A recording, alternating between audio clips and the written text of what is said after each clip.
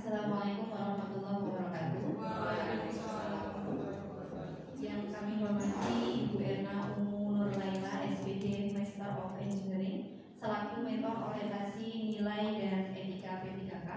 Yang kami hormati rekan-rekan P3K peserta orientasi dan pengenalan nilai dan etika P3K.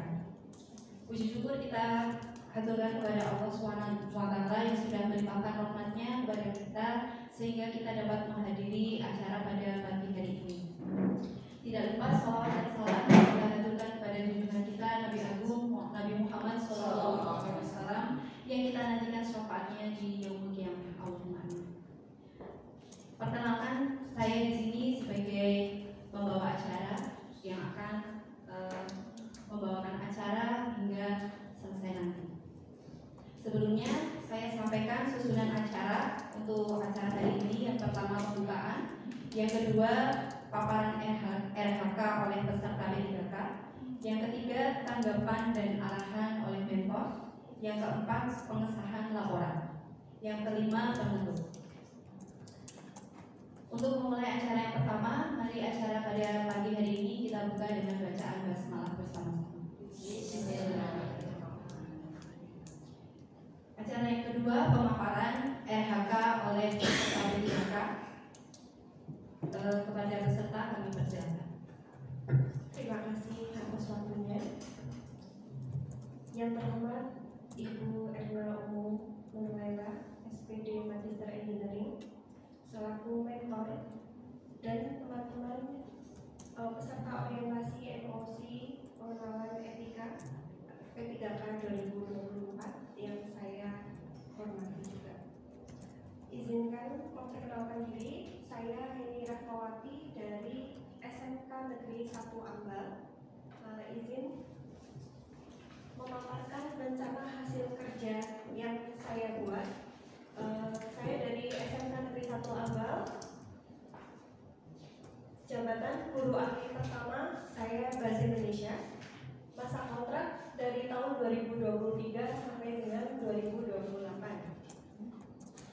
Tujuan instansi dari unit kerja saya menghasilkan peserta didik yang beriman, bertakwa kepada Tuhan Yang Maha Esa, berakhlak mulia, berkebinekaan global, bergotong royong, kreatif, bernalar kritis, dan mandiri. Kemudian menghasilkan peserta didik yang memiliki soft skill dan hard skill yang relevan dengan tuntutan dunia usaha, dunia industri, dan dunia kerja. Selanjutnya, menjadi sekolah asli tingkat provinsi, memenuhi ruang praktek siswa dan peralatan sesuai standar industri. Kemudian terjadinya kerjasama yang semakin luas dan berkelanjutan dengan dunia usaha, dunia industri, dan dunia kerja. Dan yang terakhir, menyelenggarakan pelayanan pendidikan yang transparan dan akuntabel. Dari rencana hasil kerja pimpinan kepala sekolah di unit kerja kami, saya mengambil satu RHK beliau, yaitu terkelolanya kegiatan pengembangan kompetensi guru dan tenaga pendidikan.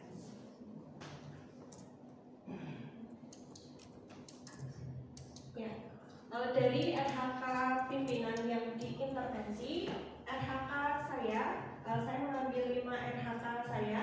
Yang pertama, meningkatnya kompetensi melalui peran sebagai peserta kegiatan pelatihan atau bimbingan teknis yang memperoleh sertifikat di bidang pendidikan, kebudayaan, riset, dan teknologi.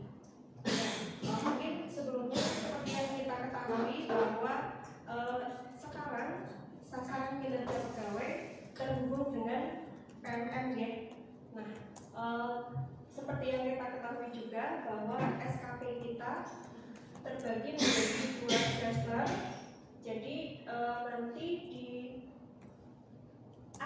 ada aspek kualitas, kuantitas, dan waktu. Saya menyesuaikan dengan yang ada di PMM. Kemudian indikator kinerja individu dari kualitas tingkat kesesuaian kegiatan pengembangan kompetensi targetnya adalah 100%. Kuantitasnya jumlah dokumen hasil pelatihan. Jadi di RHK yang pertama saya targetkan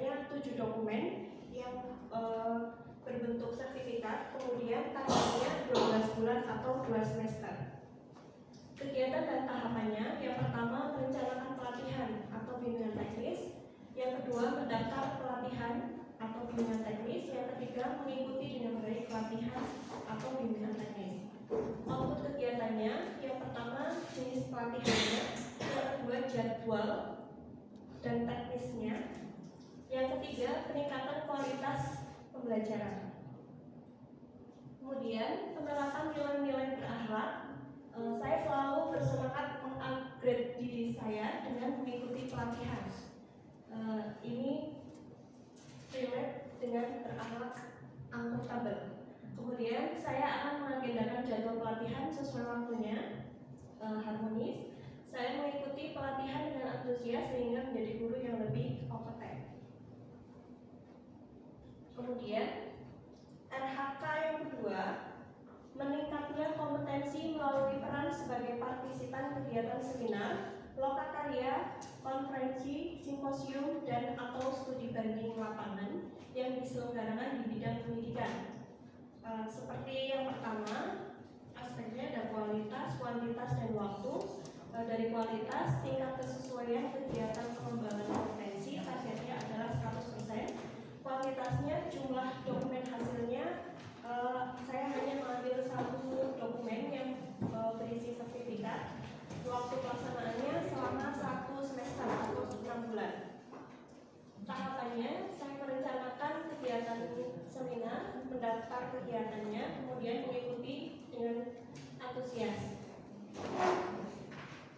Outputnya ada seminarnya, kemudian jadwal dan teknis pelaksanaan, dan peningkatan kualitas pembelajaran yang diwujudkan dalam sertifikat. Kemudian untuk berakhlak, saya selalu antusias merencanakan kegiatan seminar yang akan saya ikuti, dan ini bersifat akuntabel. Kemudian saya mengagendakan jadwal seminar tanpa mengganggu kegiatan lain. Kemudian saya mengikuti setiap kegiatan sehingga menjadi guru yang lebih kompeten. Jadi ada 3 berakhlak, akuntabel, loyal, dan kompeten. Kemudian RHK yang ketiga, meningkatnya kompetensi melalui peran sebagai peserta berbagai praktik baik yang diselenggarakan KOBEL atau komunitas belajar. Sama seperti RHK yang lain, bahwa aspeknya ada kualitas, kuantitas, dan waktunya. Kali ini saya mengambil 3 dokumen dalam waktu 1 semester. Tahapannya memilih komunitas belajar yang sesuai dengan mapel saya, kemudian mendaftarkan diri sebagai peserta kegiatan praktik baik, kemudian mengikuti kegiatan yang diselenggarakan oleh komunitas belajar. Ya. Untuk tahapannya, saya bergabung dengan komunitas belajar, kemudian menetapkan jadwal dan mengikuti teknis pelaksanaannya. Kemudian output yang ketiga adalah peningkatan kualitas pembelajaran.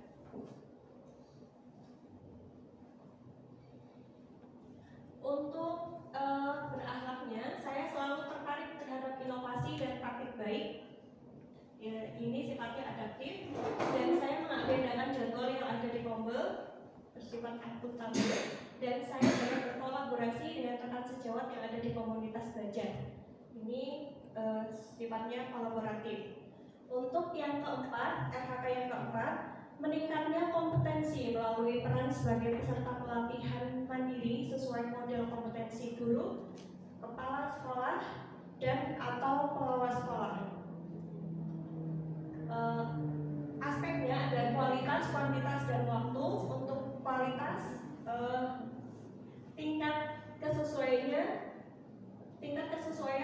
kualitasnya 100%. Kemudian jumlah dokumennya saya mengambil 1 sertifikat PMM, dan yang terakhir untuk waktunya 1 semester.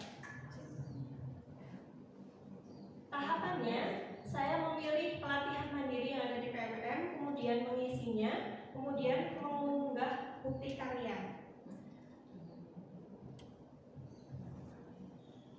Kemudian outputnya, saya mengikuti pelatihan mandiri, kemudian ada bukti karyanya, kemudian ada peningkatan kualitas pembelajaran. Untuk berakhlaknya, saya selalu bersemangat mengupgrade diri dengan mengikuti pelatihan. Ini sifatnya adaptif, dan saya mengikuti pelatihan dengan antusias untuk menjadi guru yang lebih kompeten.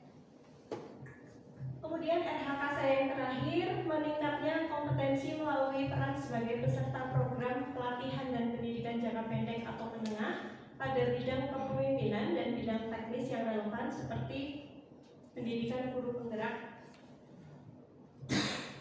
atau pelatihan manajerial kepala sekolah. Namun saya tidak mengambil guru penggerak, namun saya mengikuti pembatik. Aspeknya ada kualitas, kuantitas, dan waktu. Untuk targetnya ada 100, tingkat kesesuaiannya 100%, kuantitasnya 1 dokumen, waktunya 6 bulan atau 1 semester. Pada tahapan ini saya merencanakan kegiatan pelatihan pembatik, mendaftarkan diri sebagai peserta pembatik, dan mengikuti kegiatan pembatik. Kemudian outputnya ada 6 kegiatan pelatihan. Yang kedua, masuk komunitas pembatik, dan yang ketiga adanya peningkatan kualitas pembelajaran. Kemudian untuk berakhlaknya, saya selalu bersemangat mengupgrade diri dengan mengikuti pelatihan yang bersifat akuntabel. Saya adaptif terhadap perubahan dan inovasi pembelajaran, ini adaptif, dan saya mengikuti pelatihan dengan antusias sehingga menjadi guru yang lebih kompeten. Demikian pemaparan RHK dari saya. Apabila ada pertanyaan, silakan saya kembalikan ke moderator. Terima kasih atas paparan yang disampaikan oleh Ibu Yeni. Barangkali ada yang ingin ditanyakan Bapak Ibu? Monggo Bu Lulus. Sebelumnya terima kasih waktunya kepada Bu Yeni. Ya, saya ingin bertanya, menurut Anda bagaimana pengelolaan kinerja PMM tersebut dapat meningkatkan kualitas pembelajaran pada peserta didik? Oke, terima kasih atas pertanyaannya. Saya akan mencoba menjawab pertanyaan dari Bu Lulus. Bagaimana caranya PMM dapat meningkatkan kualitas pembelajaran pada peserta didik? Oke, PMM dan pengelolaan kinerja yang ada di PMM itu kan merupakan standar ya untuk kita sebagai guru, dan di situ juga ada pelatihan, kemudian ada penetapan sasaran kinerja untuk kita sebagai guru. Dengan memastikan guru memenuhi standar-standar tersebut, insya Allah untuk pembelajaran dan kualitas pembelajaran di kelas akan terpenuhi, dan semoga kedepannya pendidikan di Indonesia semakin berkembang. Ya. Bagaimana Bu Lulus? Baik, untuk pemaparan sudah cukup. Acara yang ketiga, tanggapan dan arahan dari mentor. Mohon maaf Ibu, kami persilakan.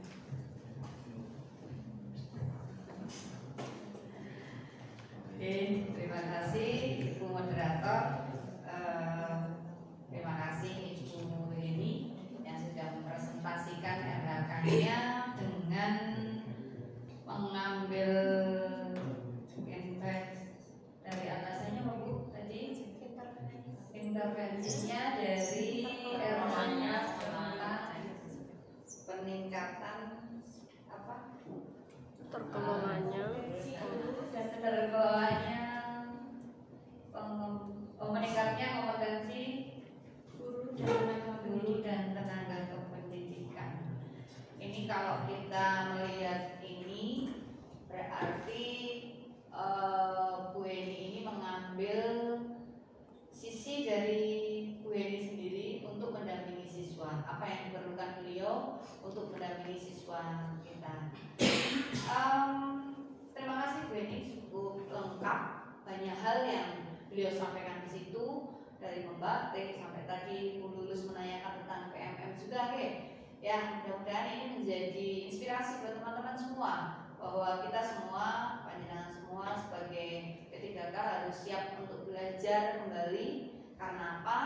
Karena bagaimanapun untuk mewujudkan sekolah yang kita cita-citakan ada poin yang kedua, yakni Bapak Ibu guru yang gemar belajar, berefleksi, dan berkolaborasi. Nah, tadi Bu Eni sudah menyampaikan banyak hal yang beliau lakukan. Harapannya ya Bu ini ya, setelah belajar dari pembatik, belajar dari PMN, jangan lupa itu juga dibagikan ke teman-teman yang lain. Berbagi praktek baik, jangan dipek sendiri, pinterin, bisa dipek dewe. Walaupun guru penggerak itu bukan pilihan beliau memilih di dalam di pembatik, ya nggak apa-apa. Dimanapun yang penting panjenengan tetap belajar, tetap meningkatkan kompetensi untuk anak-anak kita. Apapun yang sudah disampaikan oleh Bu Leni tadi sudah cukup runtut, cukup lengkap. Tinggal satu yang belum. Kita tunggu implementasinya. Benar-benar dilaksanakan apa enggak tuh, ya kan? Tidak hanya sekedar untuk menampilkan RHK terus tanda tangan selesai, tapi mohon dengan sangat kepada Bu Leni untuk ini sudah direncanakan, berarti kita tunggu implementasinya, membuat teman-teman yang satu sekolah dengan Bu Leni bisa saling cross check, dan kita semua juga akan saling mengingatkan untuk Bu Leni lebih maksimal lagi untuk mengimplementasikan, dan jangan lupa berbagi. Gitu nih Bapak Ibu, kita beri applause buat luar biasa. Terima kasih, menginspirasi. Mudah-mudahan teman-teman yang lain juga akan membuat RHK yang seperti itu juga. Assalamualaikum.